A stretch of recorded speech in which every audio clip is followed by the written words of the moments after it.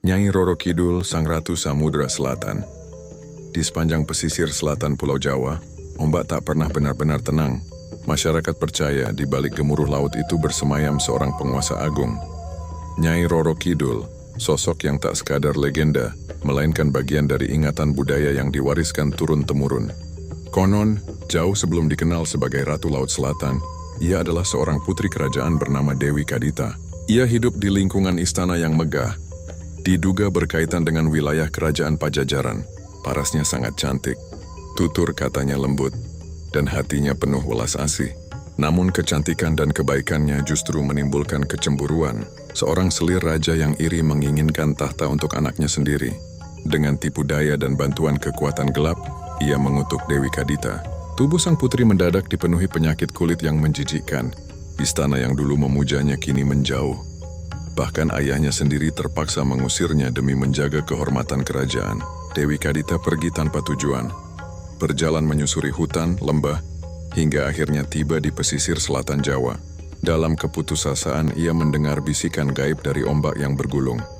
Jika kau ingin sembuh, terjunlah ke dalam laut dan terimalah takdirmu. Tanpa ragu ia melangkah ke dalam air. Ombak besar menyambut tubuhnya, menelan luka dan penderitaannya.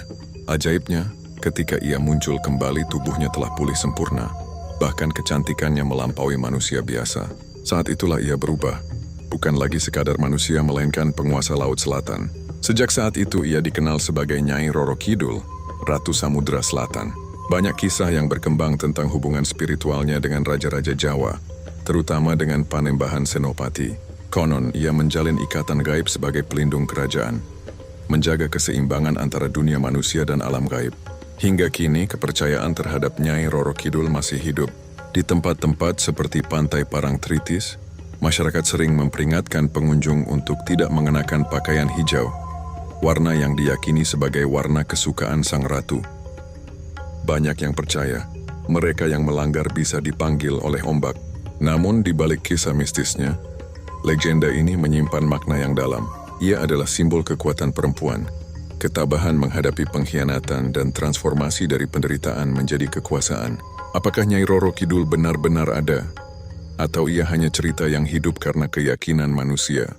Yang pasti, setiap kali ombak besar menghantam pantai selatan, seolah ada bisikan yang mengingatkan bahwa laut bukan sekadar air, melainkan dunia lain yang penuh misteri.